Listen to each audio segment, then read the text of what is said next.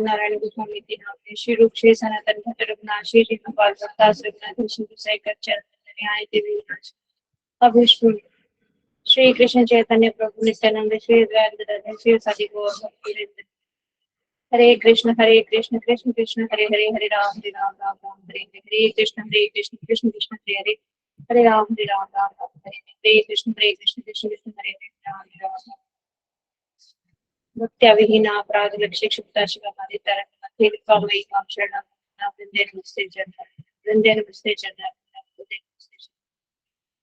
सबसे पहले मैं अपने गुरुदेव के चरणों में अनंत कोटि दंड प्रणाम करती हूँ। उसके बाद सुंदर गोपाल प्रभु जी को मेरा दंड प्रणाम। आप सभी कथा पिपासुओं को भी मेरा यथा योग्य दंड। हरे कृष्णा जी, आप सभी को हम आज से हरे कृष्ण हम आज से शुरू कर रहे हैं महाप्रभु की लीला कथा। हमने जो लास्ट क्लास में सुना था कि महाप्रभु के जन्म के कारण और महाप्रभु स्वयं भगवान श्री कृष्ण हैं, ये प्रमाण हमने श्रीमद् भागवतम से, चैतन्य चरितामृत से और अन्य आदि पुराणों से हमने लास्ट क्लास में सुने थे। जब कृष्ण भगवान का नामकरण हो रहा था, जब गोकुल में, तब जो ऋषि थे जो नामकरण कर रहे थे, उन्होंने भी ये बात बोली थी। वहां पर भी एक श्लोक है कि किसी युग में आपका बेटा शुक्ल वर्ण का होगा, किसी युग में रक्त वर्ण का, किसी युग में कृष्ण वर्ण, किसी युग में पीत वर्ण का होगा, और अब ये कृष्ण वर्ण है। यानी कृष्ण जब आए थे तो कृष्ण वर्ण था उनका, और पीत जो वर्ण है वो महाप्रभु का होता है। तो इस तरह से हमने बहुत सारे श्लोकास में देखा कि भगवान स्वयं ब्रजेंद्र नंदन श्याम सुंदर जो है वो ही अपनी 3 इच्छा पूरी करने के लिए नवद्वीप में उन्होंने गौरांग महाप्रभु कहते हैं उन्हें, चैतन्य महाप्रभु भी कहते हैं, शचीनंदन माता के गर्भ से उन्होंने जन्म लिया। ये बंगाल में 9 द्वीप हैं। 9 द्वीप में एक फूल की तरह समझो 9 द्वीप। एक बीच में है जिसे कर्णिका कहते हैं, और उसके चारों तरफ ऐसे 8 पंखुड़ियां हैं। तो जो बीच वाला द्वीप है उसे कहते हैं आतोपुरी अंतर या अंतरद्वीप। जो अंतरद्वीप है उसी को मायापुर कहते हैं। वहीं पे चैतन्य महाप्रभु का जन्म हुआ 1407 ईस्वी में, आज से लगभग 500 साल पहले, 550 साल पहले। जगन्नाथ मिश्र उनके पिता का नाम, जो नंद बाबा ही हैं, जो भगवान के नित्य माता पिता ही हैं। ऐसा नहीं है कि भगवान के माता पिता बदल जाते हैं, कभी कोई और आता है, कभी कोई और आता है। भगवान के जो परिकर हैं वो सब नित्य होते हैं। तो जो नंद बाबा है वो ही अब क्या बन के आए, वो बनकर आए जगन्नाथ मिश्र, और माता यशोदा मैया ही बनकर आई शची माता। तो शची माता के गर्भ से चैतन्य महाप्रभु ने जन्म लिया। उनका बचपन का नाम निमाई था। निमाई क्यों? क्योंकि उनको नीम के वृक्ष के नीचे उनका जन्म हुआ, और उनके जन्म से पहले बहुत सारे बच्चे शची माता के नहीं बचे थे। तो एक बुरी नजर से वो बच जाएं, इसलिए उनका नाम ही निमाई रख दिया गया। नीम जैसे बुरी नजर से बचाने वाली होती है, कड़वा होता है ना नीम का पत्ता, तो इसलिए निमाई रखा उनका नाम। और वैसे उनका नाम चैतन्य था। तो चैतन्य महाप्रभु हम उन्हें कहते हैं, और वो बहुत गोरे थे इसलिए उनको गौरांग कहते हैं, गौर सुंदर कहते हैं।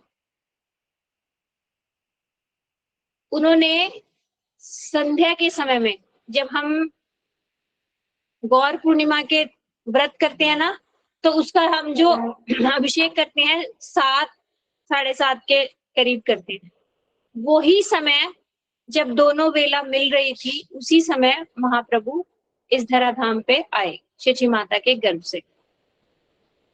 जो फाल्गुन मास की पूर्णिमा होती है, उसको गौर पूर्णिमा कहते हैं, जो होली वाली पूर्णिमा होती है, उसी दिन चैतन्य महाप्रभु का जन्म हुआ।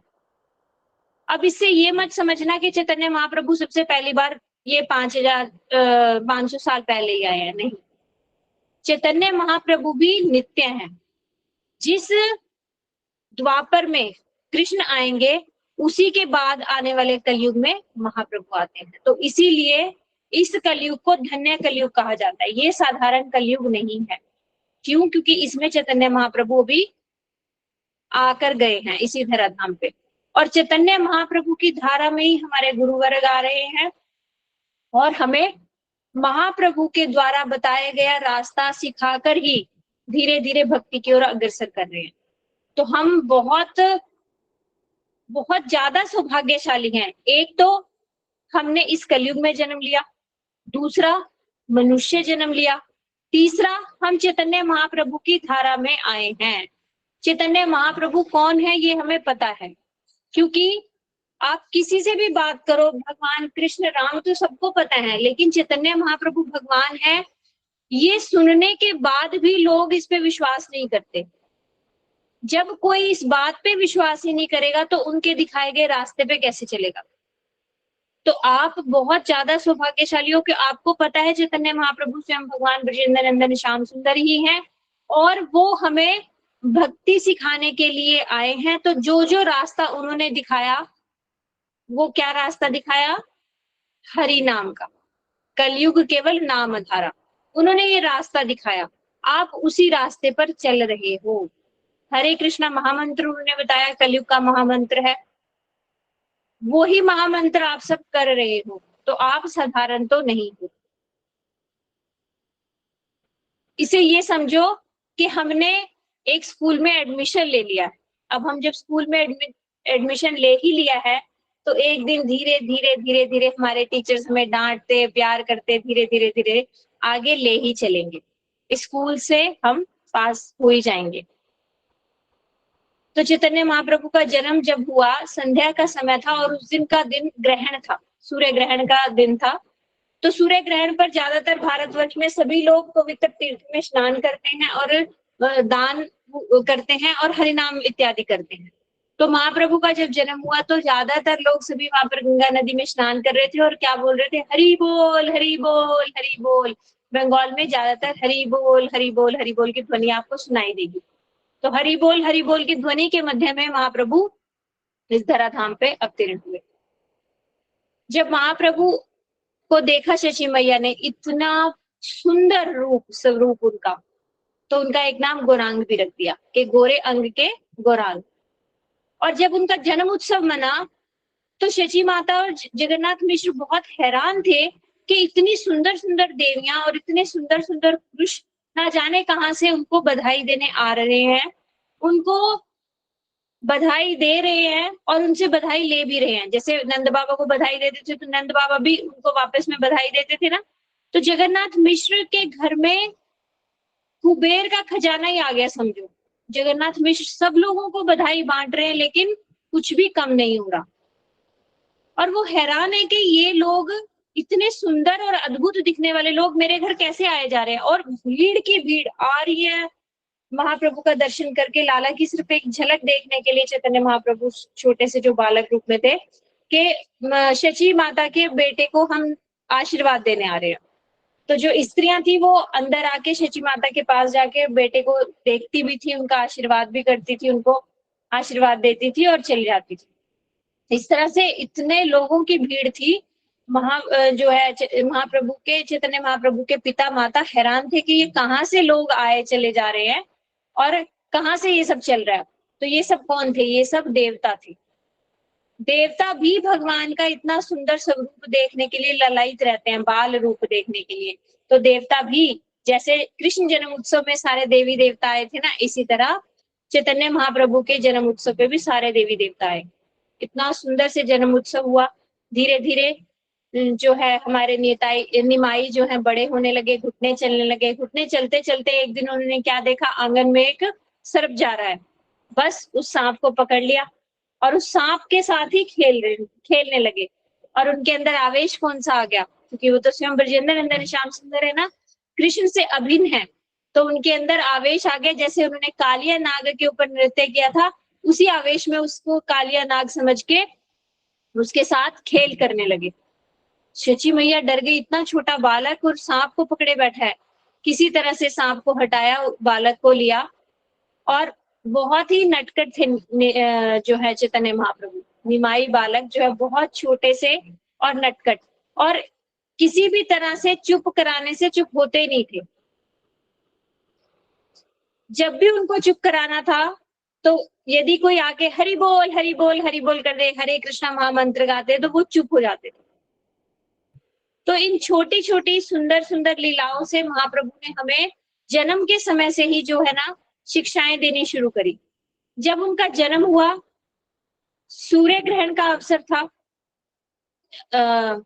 ग्रहण का अवसर था, चंद्र ग्रहण था, मुझे लगता है चंद्र ग्रहण का अवसर था, और सब जगह जो है हरि ध्वनि का उच्चारण था।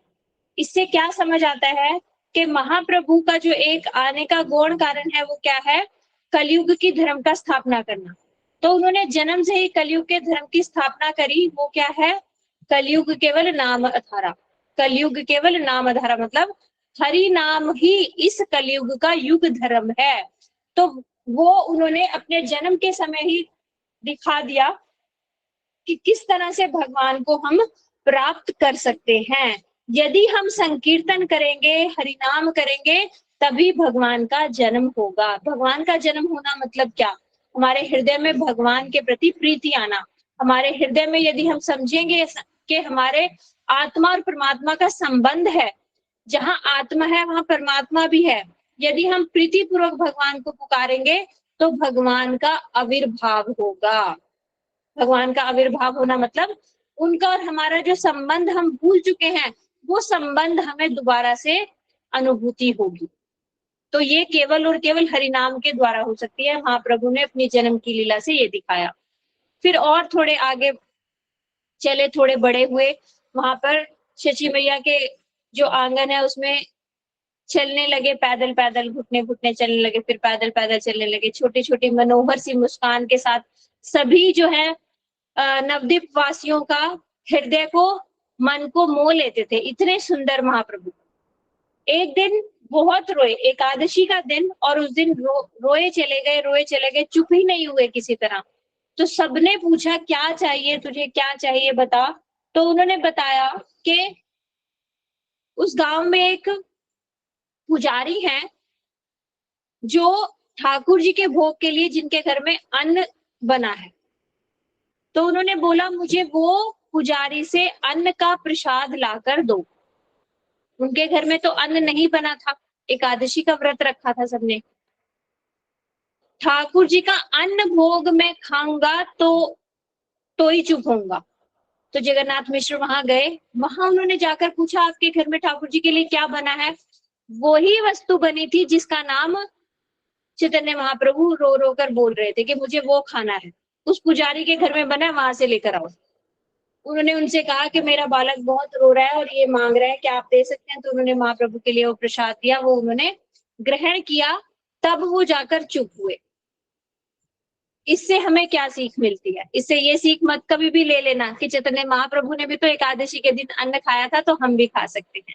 नहीं, इससे सीख मिलती है कि भगवान ने ये अपनी भगवत्ता, अपना ऐश्वर्य प्रकाशित करा है कि भगवान के लिए व्रत नहीं है, जीवों के लिए व्रत है, भगवान के लिए व्रत नहीं होता।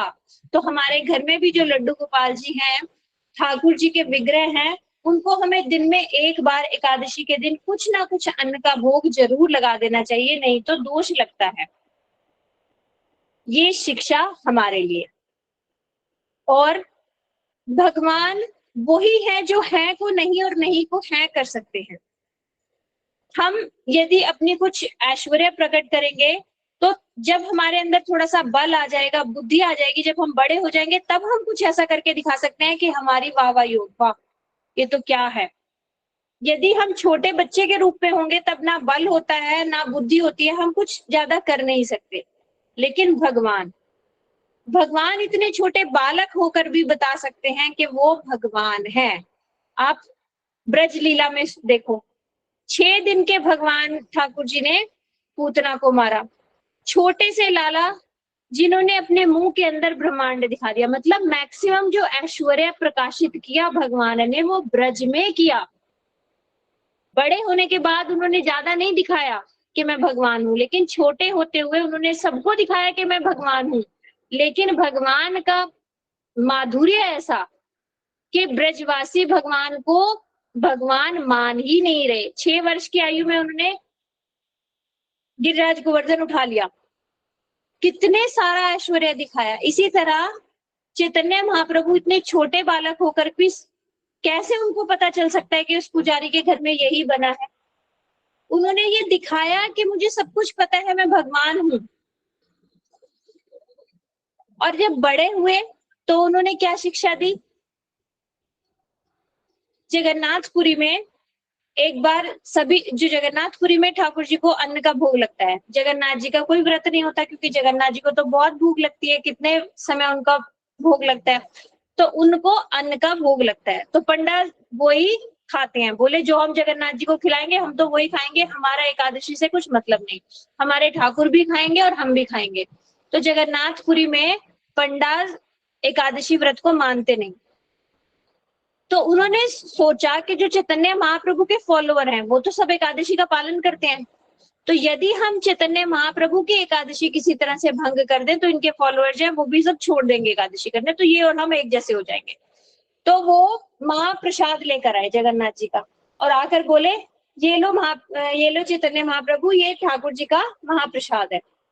एकादशी के दिन महाप्रसाद को मना करें तो भी अपराध लगेगा, और वो अन्न का प्रसाद खा ले तो भी अपराध लगेगा। मतलब उन्होंने पूरी अपनी सोच बुद्धि लगाई कि इस समय तो महाप्रभु को खाना ही पड़ेगा और कोई रास्ता ही नहीं है। लेकिन महाप्रभु की चतुराई देखो, महाप्रभु ने उसको लिया, अपने मस्तक से लगाया, बोले मैं आज धन्य होगा जो महाप्रभु ने ठाकुर जी ने मेरे को महाप्रसाद भेजा, हम सब मिलकर इसे प्रसाद को ग्रहण करेंगे, लेकिन पहले प्रसाद की महिमा तो सुने।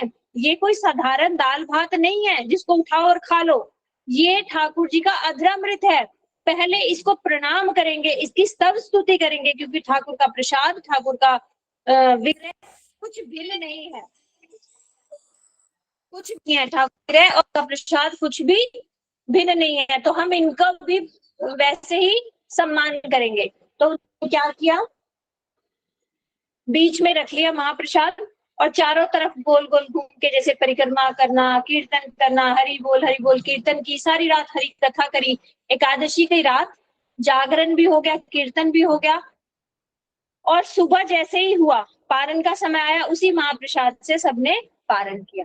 वो पंडा बैठ के हैरान हो गए कि देखो इनका एकादशी व्रत भी भंग नहीं हुआ और इन्होंने महाप्रसाद का अनादर भी नहीं किया। ये चतुराई हमें सिखाई महाप्रभु ने कि किस तरह से हमें किसी भी परिस्थिति में अपना एकादशी का व्रत नहीं छोड़ना। क्यों? क्योंकि एकादशी का व्रत किसके लिए है? जीवों के लिए। जो बद्ध जीव हो गए, जो भगवान को भूल चुके, उनके लिए एकादशी का व्रत है। एकादशी व्रत करेंगे तो हमारे हृदय में ठाकुर जी की भक्ति आएगी ही आएगी, क्योंकि भक्ति की जननी है माधव तिथि, भक्ति जननी।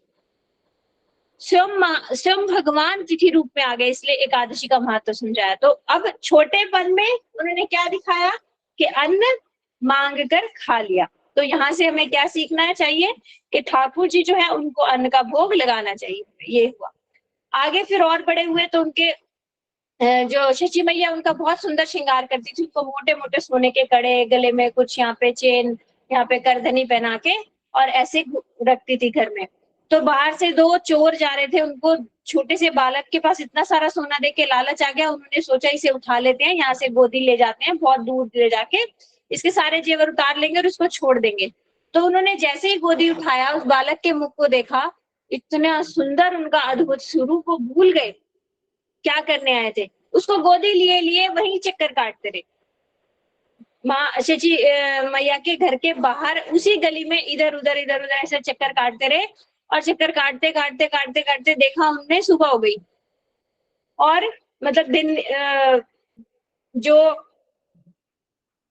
रात को उन्होंने उठाया था, तो वहीं पे घूमते घूमते सुबह हो गई। अब उनको वो बालक छोड़कर भागने ही पड़ा। क्यों? क्योंकि कुछ लोग आ गए बाहर, अब आगे ले जा नहीं सकते थे, तो उन्होंने उनको वहीं छोड़ा और भाग गए।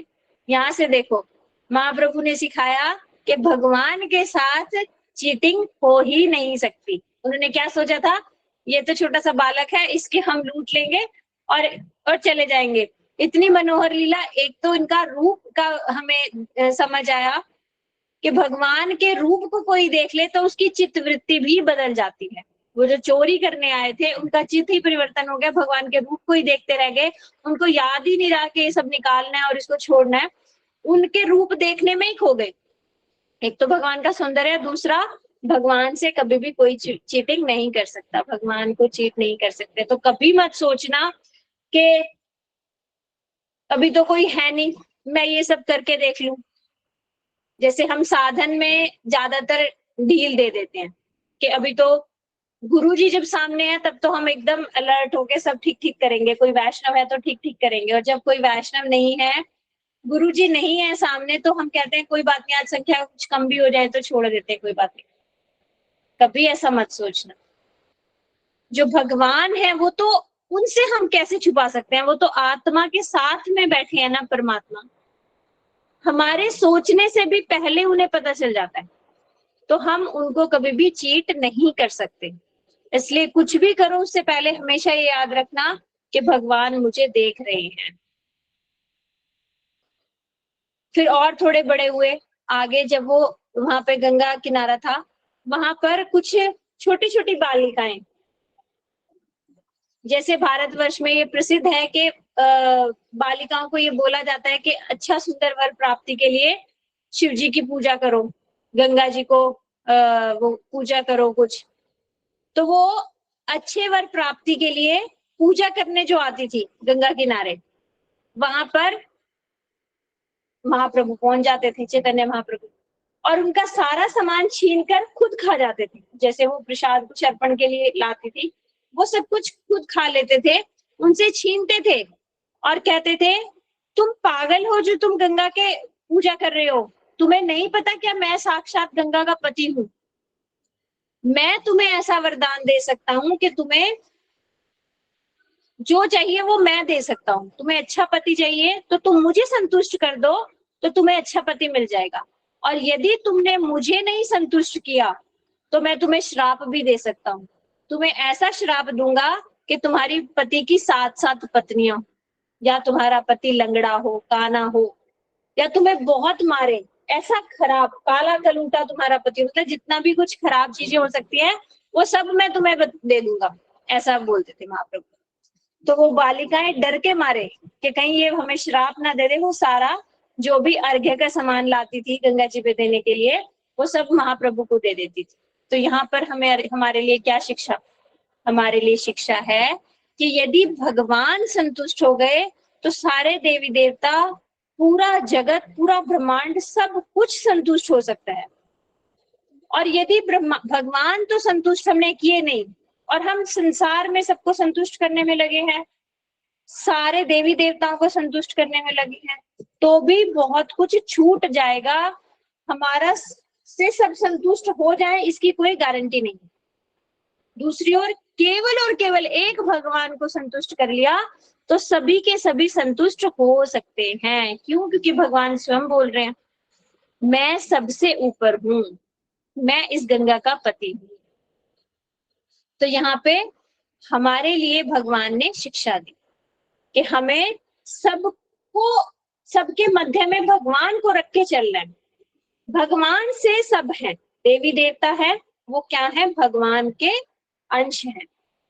यदि हम भगवान को भोग लगाया हुआ प्रसाद किसी देवता को अर्पण करेंगे, किसी देवी को अर्पण करेंगे, तो वो देवी देवता हमसे प्रसन्न होंगे। और यदि डायरेक्ट हमने किसी देवी देवता को भोग अर्पण किया तो वो ग्रहण करेंगे भी कि नहीं करेंगे कुछ पता नहीं। वैष्णो देवी कौन है? वैष्णवी है। वैष्णवी मतलब कौन? जो विष्णु की प्रिया है। तो वैष्णो देवी को यदि हम सीधा भोग लगाने चलेंगे तो वो ग्रहण ही नहीं करेंगे। क्यों? क्योंकि उनके स्वामी विष्णु ने तो ग्रहण ही नहीं किया। यदि उनको ठाकुर जी का प्रसाद देंगे तो वो बड़ी खुशी खुशी ग्रहण करेंगे। उसी प्रकार हनुमान जी, यदि राम जी का प्रसाद उनको हनुमान जी को लगाया जाए तो वो बड़े खुशी खुशी ग्रहण करेंगे, और सीधा हनुमान जी को खिलाए तो वो खाएंगे क्या? बिल्कुल भी नहीं खाएंगे। क्यों? क्योंकि उनके स्वामी ने कुछ नहीं खाया। ऐसा कौन सा दास है जो अपने स्वामी से पहले खा लेगा? सबसे बड़े दास भक्ति में कोई आता है नाम, तो वो है हनुमान जी। तो इतने बड़े दास, इतने बड़े भक्त क्या स्वयं खा लेंगे अपने स्वामी को बिना खिलाए? तो ये छोटी छोटी बातें हैं जो हमें समझनी है, सीखनी है, मन में सोचनी है कि हाँ ये तो बात ठीक है। कोई भी दास अपने स्वामी को खिलाए बिना नहीं खा सकता, तो हम कैसे हनुमान जी को भोग लगाएं? हम राम जी को भोग लगाएं, राम जी का भोग उचिष्ट उनका हनुमान जी को दे, तो हनुमान जी हमारे ऊपर कृपा करेंगे। तो यहाँ से हमें महाप्रभु ने शिक्षा दी इस लीला के द्वारा कि भगवान को संतुष्ट कर दिया तो सभी अपने आप संतुष्ट हो गए। इसका बहुत सुंदर श्लोक आता है गीता जी में कि जैसे पेड़ की जड़ में यदि हम पानी डाल दें तो सारे पत्ते हरे भरे रहते हैं ना, और वही यदि एक एक पत्ते को पानी दे तो वो पेड़ हरा रहेगा, इसकी कोई गारंटी नहीं। यदि जड़ में दे दिया तो वो पूरा पेड़ हरा रहेगा, ये गारंटी है। तो जिस तरह जड़ में पानी देने से सारे पत्तों को मिल जाता है, फिर दूसरा उदाहरण दिया जिस तरह मुख में अन्न देने से, भोजन देने से सारे अंगों को मिल जाता है, उसी तरह भगवान को संतुष्ट करने से, भगवान की सेवा करने से सभी की सेवा हो जाती है। फिर और थोड़े बड़े हुए महाप्रभु। महाप्रभु की ये बहुत सारी नटखट की बने की लीलाएं हैं गंगा घाट पे। वहां पर कुछ ब्राह्मण भी वहां पर अपना संध्या वंदन इत्यादि करते थे, कुछ पूजा करते थे। उन ब्राह्मणों का सामान भी फेंक देते थे गंगा जी में। तो वो ब्राह्मण बड़े रुष्ट हो गए और उन्होंने एक दिन ये प्लानिंग की कि हम जाके जगन्नाथ मिश्र को बोलेंगे कि उनका जो लड़का है बहुत तंग करता है, बहुत परेशान करता है, हमें संध्या वंदन आदि नहीं करने देता।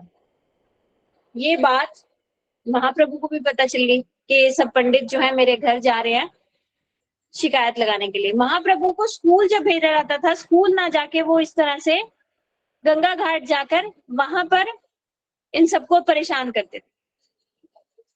तो महाप्रभु दूसरे रास्ते से बड़ी जल्दी से अपने घर गए और पूरे हाथों में, जैसे कोई बच्चा स्कूल से आता है, इंक लगी होती है, मिट्टी लगी होती है, बच्चा ऐसे बुरे से हाल में आता है ना स्कूल से, वैसे बुरा सा हाल करके पहुंच गए और जाकर शशि मैया को कहते हैं, मैया मुझे ऐसा लग रहा है मुझे स्नान कर लेना चाहिए, मेरा हाथ में देखो वो लगी है, स्याही लगी है, धूल लगी है मेरे अंगों पर, मैं गंगा जी में जाके स्नान करके आता हूँ फिर प्रसाद ग्रहण करूंगा, तुम मुझे कपड़े दे दो, तेल दे दो, स्नान से पहले जो जो उनको आवश्यक सामग्री थी वो सब इकट्ठी की और गेट से बाहर जैसे ही जाने लगे जगन्नाथ मिश्र आ गए।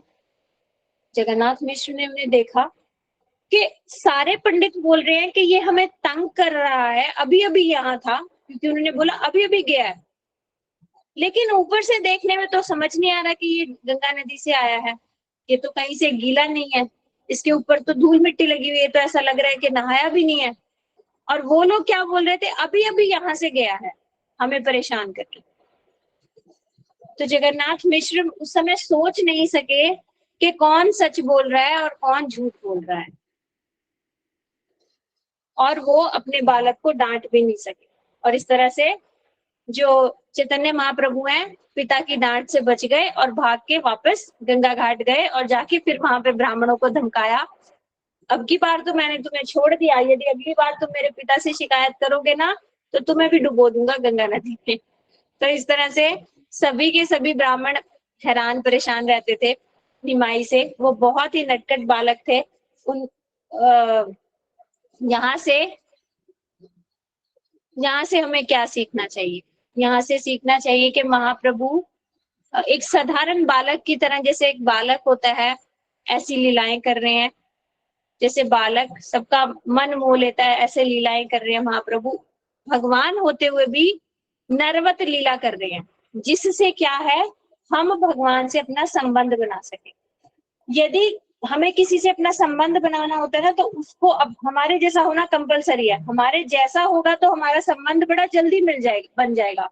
और यदि हमसे बहुत ऊंचा होगा तो हम उससे संबंध बनाते हुए हिचकिचाहट आएगी कि अरे उससे हमारा संबंध कैसा हो सकता है।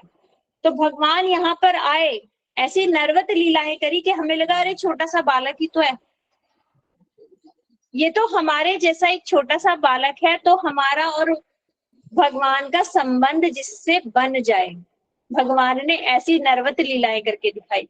और आगे जब साधना के पथ पर आगे बढ़ते हैं तो भगवान की ऐसी मधुर मधुर लीलाओं को याद करते करते जो साधक होते हैं वो हरिनाम करते हैं, जिससे उनको हरिनाम करने में भी रस आता है, ऐसी लीलाओं का चिंतन करने में, ऐसी लीलाओं के बारे में सोचने से। तो ये एक भक्ति के लिए भी महाप्रभु ने, और भगवान आते हैं जब भी, और महाप्रभु जैसे आए, तो भक्ति के लिए भी साधकों के लिए रस वाली लीलाएं की, जिससे एक जो होता है ज्ञान योग, उसमें क्या होता है, उसमें रस नहीं होता, उसमें केवल ध्यान लगाना है ज्योति के ऊपर, उसमें कुछ भी रस नहीं है, शुष्क ज्ञान कहते हैं उसको। और भक्ति क्या है, भक्ति रसमय है, इसमें रस है। कितनी कितनी मधुर लीलाएं हैं जिनको हम सोच सोचते जब हम हरि नाम करेंगे, तो इसी तरह साधक जो है कभी तो हंसता है और कभी रोता है भगवान को याद करते करते। कभी उसे लगता है ओहो भगवान कितने दयालु, कितने कृपालु, मेरे लिए इस जगत में आए, मुझे सिखाने के लिए कि भक्ति कैसे की जाती है। एक भक्त बनकर आए, भगवान की दयालुता कृपालुता को सोचते हुए आंखों से झरझर आंसू बहते हैं कि भगवान आप मेरे लिए इस धराधाम पे आ गए, जिससे मैं जो आपके साथ मेरा संबंध है वो भूल चुका हूं उसको दोबारा याद कर सकूं। तो वो साधक रोने लग जाता, और फिर जब उसे याद आता है कि किस तरह भगवान ब्रजेंद्र नंदन श्याम सुंदर रसो वैसा, और जो अखिल ब्रह्मांड के स्वामी, जिनके लिए कुछ भी नामुमकिन नहीं है, कुछ भी इम्पॉसिबल नहीं है, ऐसे भगवान एक साधारण से शिशु की भांति रो रहे हैं। शशि माता उनको चुप कराने के लिए संदेश खिला रही है। चैतन्य महाप्रभु को संदेश बहुत अच्छा लगता है। तो आपके घर में ठाकुर जी हो, गौर पूर्णिमा का अवसर हो या कुछ और हो, किसी के घर में गौर निताई हो, तो उनको संदेश जरूर भोग लगाया। तो संदेश खिला रही है तो वो चुप हो रहे हैं एक साधारण बालक की भांति। तो ये भगवान ने नरवत लीलाएं, रसमय लीलाएं करी साधकों के लिए, जो बाद में उन्हें सोचते सोचते साधन भजन कर सके। और यहाँ पर बताया कि भगवान कौन से ब्राह्मणों का सामान ऐसे फेंक रहे थे। भगवान उन ब्राह्मणों का सामान फेंक रहे थे जो ऐसा ध्यान लगा रहे थे कि भगवान क्या है, निराकार, भगवान का कोई आकार नहीं। भगवान साक्षात उनके सामने इतने सुंदर स्वरूप में है और वो ध्यान लगा रहे हैं, तपस्या कर रहे हैं भगवान की। तो भगवान बोले ऐसी तपस्या करना बेकार है, जो तुम्हें यही समझ नहीं आया कि मेरा इतना सुंदर स्वरूप है। तो भगवान उनके आसन कमंडलू वो सब फेंक देते थे। तो भगवान का बहुत सुंदर स्वरूप है, इसीलिए भगवान ऐसी सुंदर सुंदर मनोहर लीलाएं करते हैं, जन्म लेते हैं छोटे बच्चे के रूप में, हंसते हैं खेलते हैं, दिखाने के लिए कि मुझे प्रेम चाहिए। आप निराकार से कैसे प्रेम कर सकते हो, जिसका कुछ आकार ही नहीं, उससे कैसे प्रेम कर सकते हो, उससे कैसे संबंध बना सकते हो। लेकिन आपके सामने कोई आकार होगा तो आप उससे संबंध स्थापित करके उससे प्रीति कर सकते हो, प्रेम कर सकते हो। तो भगवान ने दिखाया यहाँ पर जन्म लेकर। फिर और भगवान और थोड़े से बड़े हुए, चैतन्य महाप्रभु के बड़े भाई विश्वम्भर थे, वो अद्वैताचार्य जी के यहाँ पर पढ़ने जाते थे। अद्वैताचार्य जी शांतिपुर में रहते थे, वहां पर उनकी पाठशाला थी। तो अद्वैताचार्य जी के यहाँ पर पढ़ने जाते थे, और अद्वैताचार्य जी ने ही भगवान को पुकारा था कि भगवान बहुत ज्यादा बुरी हालत हो गई है, कलयुग का अभी प्रारंभ ही हुआ है, और कलयुगी जीव जो है भगवान कौन है ये भी भूल गए हैं, भगवान को ही भूल गए हैं। तो इनको आपको ही आना पड़ेगा इनको याद दिलाने के लिए कि ये भगवान के अंश हैं सभी जीव, और भगवान और जीव का संबंध है। भगवान और जीव एक जैसे भी हैं और अभिन्न भी हैं, और इनके बीच में संबंध भी है। ये सब सिखाने के लिए आपको ही आना पड़ेगा। तो अद्वैताचार्य जी ने तुलसी पत्र और जल देकर बुलाया था। ये हमने पिछली क्लास में सुना था कि महाप्रभु के आने का एक कारण ये भी था कि अद्वैताचार्य जी ने उन्हें बुलाया है। तो अद्वैताचार्य जी ने उन्हें बुलाया, लेकिन अद्वैताचार्य जी महाप्रभु को छोटे बालक के रूप में समझ नहीं पाए। उन्हें वो बालक बहुत सुंदर तो लगते थे, अद्वितीय तो लगते थे, लेकिन यही भगवान है ये वो समझ नहीं पाते। तो जब शची मैया बोलती कि जाओ बड़े भाई को बुला लाओ, तो जब वो वहां पर विशंबर जी को बुलाने जाते थे, अद्वैताचार्य जी के गुरुकुल में बोलते थे दादा आपको मैया बुला रही है, तो अद्वैताचार्य जी उन्हें देखते थे और मन ही मन सोचते थे कि ये बालक साधारण नहीं है, ये बालक मेरे हृदय को खींचता है, इस बालक का जो रूप है वो अद्वितीय है, मेरा मन व्याकुल हो जाता है इसके दर्शन के लिए। लेकिन वो बड़ी जिसे कहते हैं ना ऐसी स्माइल कि अच्छा तू मुझे पहचान भी नहीं रहा, तूने ही मुझे बुलाया और तू मुझे पहचान भी नहीं रहा, ताना भरी हुई स्माइल जैसी होती है ना, बड़ी ऐसी सी मुस्कुराहट करते हुए और उनकी तरफ ऐसे तिरछी नजर से देखते हुए चले जाते थे। लेकिन अद्वैताचार्य जी समझ नहीं पा रहे थे। फिर आगे और जब और बड़े हुए महाप्रभु, जब अद्वैताचार्य जी को बुलाया उन्होंने कि उसको बुला के लाओ, फिर अद्वैताचार्य जी आए, किस तरह से उनका मिलन हुआ, तब उन्होंने उनको बोला कि इसी ने मुझे बुलाया और ये मुझे पहचान भी नहीं रहा। उनको तब बोले थे नाड़ा। बंगाली में बूढ़े आदमी जो होते हैं, बड़े जो होते हैं, उनको ऐसे नाड़ा बोलते हैं, दाढ़ी वाले और ऐसे जटा वाले, मतलब बड़े बूढ़े जो होते हैं उनको। तो अद्वैताचार्य जी को हमेशा नाड़ा बोलते थे कि नाड़ा तूने तो मुझे बुलाया और तू मुझे पहचान भी नहीं पाया। इस तरह से अद्वैताचार्य जी का और महाप्रभु का मिलन होता है। एक अच्छी सुंदर और कथा है। इस तरह से विशंभर जो अद्वैताचार्य जी से शिक्षा लेते थे, उनके बड़े भाई थे, उनके अंदर वैराग्य आ गया, संसार से विरक्ति आ गई और उन्होंने सन्यास ले लिया, वो घर छोड़कर चले गए। जब शची मैया ने देखा कि उनके बड़े बेटे इस तरह से घर संसार छोड़कर विरक्त होकर चले गए, तो शची मैया डर गई निमाई के लिए कि कहीं ये भी अद्वैताचार्य जी के गुरुकुल में ही पढ़ाना था उनको भी, कि ये भी वहां जाएगा और पढ़ लिख कर ये भी कहीं संसार से विरक्त होकर मुझे छोड़कर ना चला जाए, तो इसकी पढ़ाई बंद करवा दो।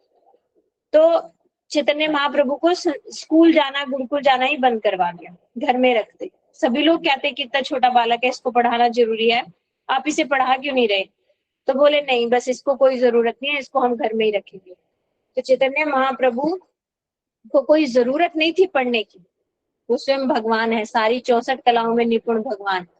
लेकिन उन्होंने दिखाया कि किस तरह से यदि भक्ति राज्य में भी हमें आगे बढ़ना है तो उसके लिए संसारिक विद्या भी होनी जरूरी है। संसारिक विद्या भी हमारे पास होनी चाहिए ताकि हम ठीक से ग्रंथ अनुशीलन तो कर सके, कथा तो समझ सके। तो चैतन्य महाप्रभु ने एक दिन जो शची मैया के घर में मिट्टी की हांडी में भोजन बनता था, ठाकुर जी का भोग बनता था, और वो मिट्टी की हांडी एक बार यूज होने के बाद रीयूज नहीं होती थी, उसको एक स्थान बना रखा था, वहां पे उसे रख दिया जाता था।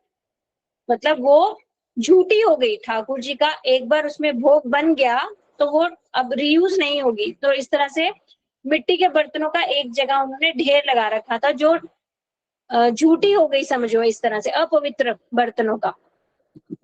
तो चैतन्य महाप्रभु जाके उस ढेर में बैठ गए, और वो मिट्टी की हांडियां जो है नीचे से काली हो जाती हैं क्योंकि चूल्हे पे खाना बनता था, तो वो कालक सारी अपने हाथों पे, पैरों पे लगा ली, मुंह पे लगा ली और उनके साथ खेल रहे। तो सची मैया आई, आकर बोली निमाई तुझे अकल नहीं है क्या? कैसे मूर्खों सा का काम कर रहा है? तुझे पता नहीं है ये अपवित्र बर्तन है? इनमें बैठेगा तो तुझे स्नान करना पड़ेगा दोबारा से। तूने इनको क्यों छुआ? तुझे अकल नहीं है क्या? तो चैतन्य महाप्रभु क्या बोले? हाँ मैया, मैं कोई स्कूल जाता हूँ, मैं कोई गुरुकुल जाता हूँ, मेरा कोई अध्यापक है जो मुझे ये बात सिखाएगा? मैं जब घर में ही रहूंगा तो ऐसा मूर्ख ही तो रहूंगा। मुझे कौन सिखाएगा ये सब बात? स्कूल जाऊंगा, कोई अध्यापक होगा तो ये सब बताएगा पवित्र क्या चीज होता है, अपवित्र क्या चीज होता है। मैं तो घर ही रहूंगा, मैं तो ऐसे ही मूर्खपने के काम ही करूंगा। ये बात सुन के सची माता के दिमाग में एकदम से आया, और सभी लोगों ने भी जगन्नाथ मिश्र से कहा कि इतना छोटा सा बालक बात बिल्कुल सही कह रहा है कि इसको ज्ञान की जरूरत है। ज्ञान के बिना किसी बालक को क्यों रख रहे हो? जब इसके अंदर इतनी क्षमता है कि ये इतनी जल्दी सब चीजों को सीख लेता है, तो इसको संसार की विद्या, उस समय तो गुरुकुल में ग्रंथ अध्ययन भी करवाते थे, जो भी विद्या अध्ययन करवाने के लिए भेजना चाहिए आपको, सबने जगन्नाथ मिश्र को बोला। तब दोबारा से शची मैया ने, जगन्नाथ मिश्र ने उनको गुरुकुल भेजना शुरू किया। इस तरह से चैतन्य महाप्रभु की बहुत सारी सुंदर सुंदर छोटे से बालक की बाल्य लीलाएं हैं, जो सारे नवद्वीप वासी उनकी ओर आकर्षित हुए रहते थे कि इतनी उनका नटखट वाला स्वरूप था कि जैसे ब्रज लीला में ठाकुर जी ने पूरे ब्रजवासियों को अपने वश में कर रखा था ना, कि सभी के सभी किसी ना किसी तरह नंद बाबा के घर जाना चाहते थे। क्यों? क्योंकि वहां नंद के लाला के दर्शन हो जाएंगे। बिल्कुल वैसे ही जगन्नाथ मिश्र के घर आना चाहते थे सब नवद्वीप वासी, कि जगन्नाथ मिश्र के जो बालक है निमाई, उससे कुछ हम बात कर लें, उसको कुछ हम खिला दें, वो कुछ ना कुछ ऐसा हमारे साथ शरारत कर दे जो हमें याद आती रहे। और एक थे गदाधर पंडित। गदाधर पंडित जो है उम्र में थोड़े बड़े थे, बूढ़े बूढ़े जैसे थे, बहुत बड़े थे निमाई से, तो उनसे बहुत लड़ते थे। वो क्या करते थे? सब्जी बेचते थे, सब्जी बेचते थे, और जो सब्जी बेचकर उनको पैसे मिलते थे, उसमें से आधे पैसे तो वो गंगा जी की पूजा में लगा देते थे, और आधे पैसे से ही अपना घर चलाते थे। तो वो बहुत ही, जैसे कहते हैं ना, गरीबी की हालत में रहते थे। तो चैतन्य महाप्रभु क्या करते थे? उनसे जाकर लौकी मांगते थे, क्योंकि महाप्रभु को लकलकी बहुत पसंद है। लकलकी क्या है? घिया की खीर। तो शची मैया को ला के देते थे कि ये लकलकी बना दो। और जो केले का फूल होता है उसकी सब्जी बनवाते थे, तो वो भी लेके आते थे। केले का फूल, लकलकी, लौकी, ये सब लेके आते थे। उनको पैसे नहीं देते थे, उनसे छीनते थे। वो गदाधर पंडित कहते थे कि मुझे पैसे दे, इसके फ्री में नहीं दूंगा। और वो कहते थे फ्री में ही लेके जाऊंगा। बोले क्यों? बोले तुझे पैसे क्यों दूं?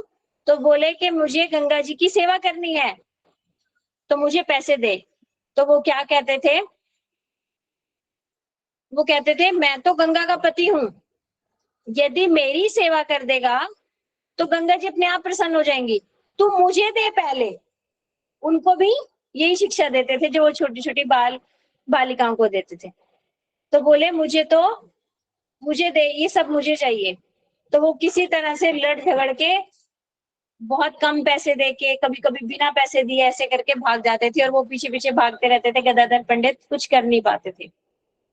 तो एक दिन क्या बोले निमाई गदाधर पंडित को कि गदाधर, तू तो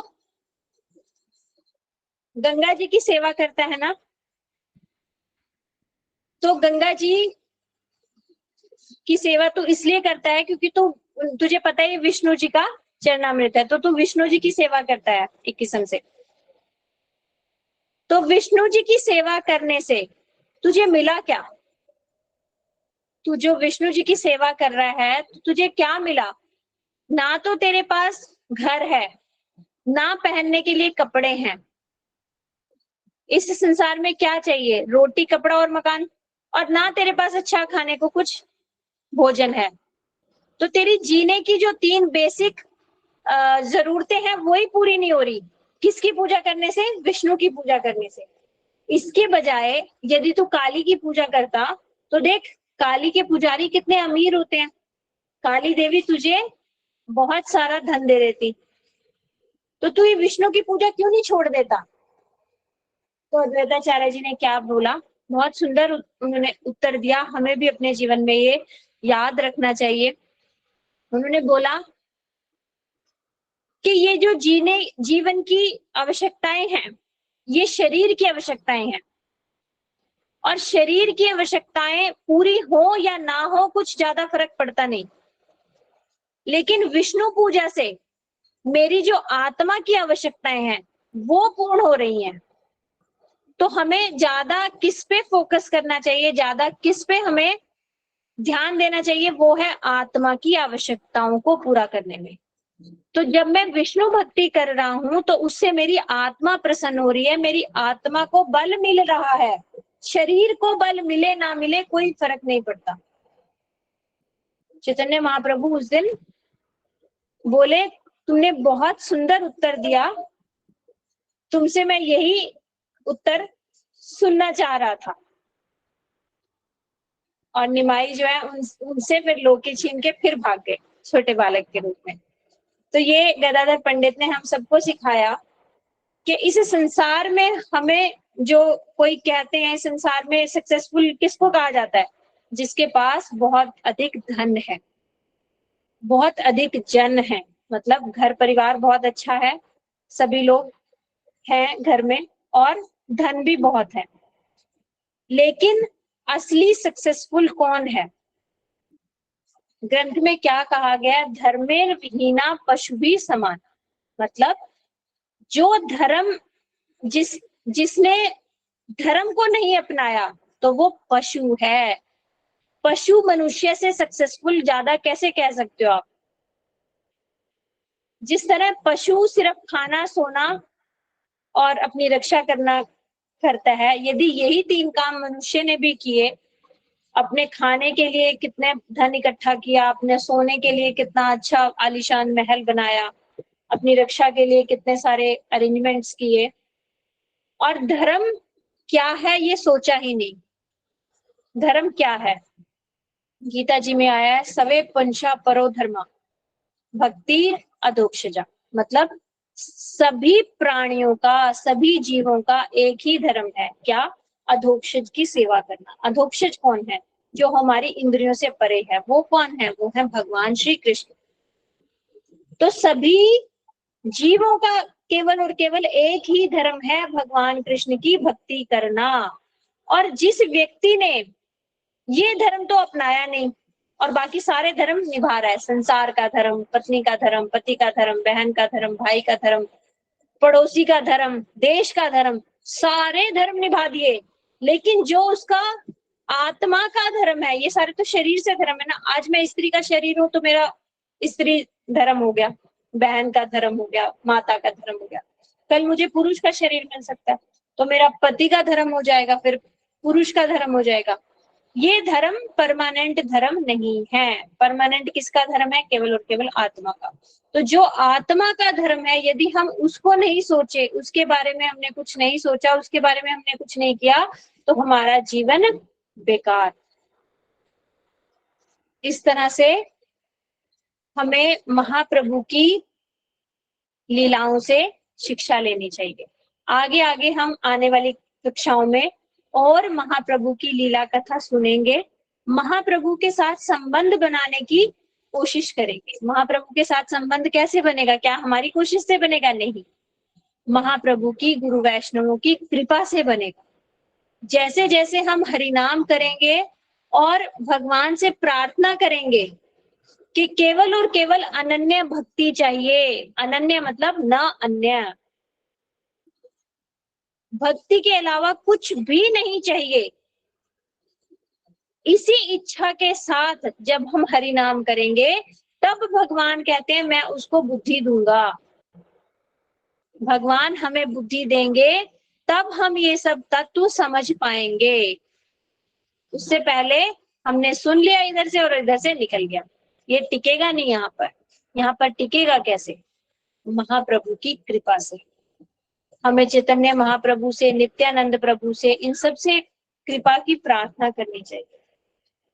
इन सब से प्रार्थना करनी चाहिए कि आप जो रास्ता दिखाने के लिए कलयुग में आए, मुझे भी उसी रास्ते पर चलो जो आपने अनर्पित चिरम चिरात, मतलब इतने टाइम से जो नहीं दिया गया था, वो भक्ति देने के लिए आए ना भगवान। यहाँ पर चैतन्य महाप्रभु के आने का कारण है जो इतने सालों से, इतने युगों से नहीं दिया गया था, वो प्रेमा भक्ति देने के लिए भगवान दोबारा। ऐसा नहीं कि पहले था, नहीं था, लेकिन काल के उससे प्रभाव से वो लुप्त प्राय हो गया था। अब प्रेमा भक्ति कोई जानता ही नहीं था, तो वो प्रेमा भक्ति देने जो आप आए, वो ही प्रेमा भक्ति मुझे अब चाहिए। आप कृपा कर दीजिए, आपकी कृपा से ही ये सब मैं समझ पाऊंगी। जब ऐसी प्रार्थना के साथ हम हरि नाम करेंगे तो भगवान हमें बुद्धि देंगे, जिससे हमें ये सब लीलाएं भगवान की समझ आएंगी, याद रहेंगी, इनके पीछे क्या शिक्षाएं हैं वो भी समझ आएंगी। तो आज का सेशन हम यहीं पे विराम करते हैं। आपका किसी का भी कोई प्रश्न हो तो आप पूछ सकते हो। वांछा कल्पतरुभ्यश्च कृपा सिंधुभ्यः च पतितानां पावनेभ्यो वैष्णवेभ्यो नमो नमः। हरे कृष्ण। आप में से किसी का कुछ प्रश्न है? आज तो वैसे लीला कथा ही थी, कुछ प्रश्न ज्यादा होगा नहीं। हरे कृष्णा दीदी, दंडवत प्रणाम। हाँ जी दीदी, हरे कृष्ण। दीदी मैं बड़ोस से हूँ, मेरा नंबर भी ऐड कर लेना आप हर संडे को करोगे दीदी या? हाँ जी, हर संडे होती है। हर तो संडे आपको को। फिर ये लिंक कैसे गया? ये हंसा दीदी ने शेयर डाला हुआ है उनके मनी मंजरी वाले उस पे। अच्छा अच्छा, ठीक है हाँ दीदी। हाँ, आप ना वो मैंने देखा ही अभी है, मैंने देखा नहीं था, इस टाइम डाला है उन्होंने तो तो अभी। आपके पास मेरा नंबर है? नहीं दीदी, नंबर नहीं है ना मेरे पास। लिख लीजिए नंबर, फिर मेरे को भेजोगे ना नंबर, तभी मैं ऐड कर पाऊंगी आपको। अच्छा, एक मिनट दीदी। स्वाति दीदी उसमें भी शेयर कर देना अगर वो चैट बॉक्स में होता है तो। हरे कृष्ण दीदी। हाँ जी दीदी, मैं व्हाट्सएप इस पे डाल देती हूँ चैट बॉक्स में। हाँ जी दीदी, बोलना दीदी। 9711 9 87। 8 8। हाँ जी, 87 हाँ जी, 48 4 8 37। 3 7। हाँ जी दीदी, नाइन नाम क्या? सेवन विशाखा दीदी, विशाखा दीदी हाँ है ना? जी हाँ जी हाँ जी, 9711874837। इस ठीक पे है आप दीदी, मेरे को थैंक यू भेज दीदी। दो। हरे हाँ जी हाँ जी, ठीक है दीदी। हरे कृष्णा हरे दीदी। कृष्णा दीदी। हाँ जी दीदी, हरे हरे कृष्णा दीदी। हाँ अच्छा हरे दीदी, कृष्णा। ममता यादव दीदी ने कुछ लिखा है आप मैसेज में पढ़िए जरा, क्या कह रही हैं? कुछ कह रही हैं वो शायद, मैसेजेस ये में देख लीजिए। स्वाति कि दीदी आप देखना कहाँ पे है। दीदी ममता दीदी ने लिखा है, हरे कृष्णा दीदी, गदाधर पंडित जी नहीं दीदी, श्रीधर जी। हाँ, श्रीधर जी, बिल्कुल सही, मेरे दिमाग से एकदम निकल गया। श्रीधर पंडित थे, गदाधर पंडित नहीं थे। अभी थोड़े दिन पहले ही गदाधर पंडित जी का आया था ना, कि वो राधा रानी के उसमें स्वरूप में आती है ना, हाँ जी, राधा रानी की वो लेके आई है राधा वो ना। रानी ही गदाधर पंडित बनकर आते हैं। हाँ लेकिन हाँ वो जी हाँ तो जी। भागवत सुनाते थे महाप्रभु को, चैतन्य महाप्रभु उनसे भागवत सुनने जाते थे। टोटा गोपीनाथ जो जगन्नाथपुरी में है, उनको वो विग्रह गोपीनाथ जी का महाप्रभु ने निकाल के दिया, गदाधर पंडित का वो है। मेरे से बिल्कुल दिमाग से निकल गया। थैंक यू दीदी, आपने करेक्शन करवाई। श्रीधर पंडित थे जिनसे लड़ाई करते थे। हाँ जी दीदी। और वो अद्वैत आचार्य जिसके पास पढ़ने जाते थे, वो भी किसके अवतार है वो भी बता दीजिए। अद्वैताचार्य जी महाविष्णु के अवतार है। Okay okay. हरे कृष्णा दीदी, महाविष्णु एंड सदाशिव दोनों के है ना? हाँ जी, महाविष्णु ही सदाशिव है ना दीदी। आगे जी दीदी। नहीं, मतलब जो मणिमंजी दीदी ने वो यही बताते कि महाविष्णु और सदाशिव हैं, वो इस हाँ वजह जी। से मुझे सदाशिव। दीदी दंडवत प्रणाम। थैंक यू दीदी, आप जैसे वैष्णवों के अनुगत्य में रह के ही हम जैसे बद्धजीव इतनी सुंदर सुंदर गौर लीलाओं का श्रवण कर पा रहे हैं। गुरु वैष्णवों के प्रति हमारी मतलब किंचित ये मात्र सब भी ना निष्ठा बन रही है वो आपके गुरुजी है ना, आप हाँ, आपके गुरुजी है ना, उनको धन्यवाद करना। मेरे गुरुजी हैं, हमारे पूरी गुरु परंपरा को धन्यवाद करना, क्योंकि उन्होंने व्यवस्था करी है, तभी ये सब हो पा रहा है। उनके उनके आशीर्वाद के बिना नहीं हो पाता। तो हमारे ऊपर अहेतु की कृपा है हमारे गुरु वैष्णवों की, जो हमें इतना रास्ता ये सरल करके दे रहे हैं, बस हमें उस पे चलना है।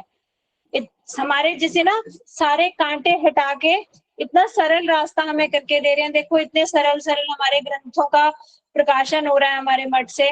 ये चैतन्य चरितामृत ग्रंथ है जिसमें ये सब लीलाएं हैं, आप वो निकाल के पढ़ सकते हो, वो खरीद सकते हो मठ से। तो वो हमारे गुरुजी द्वारा उसका हिंदी अनुवाद किया गया, क्योंकि बंगला ग्रंथ था।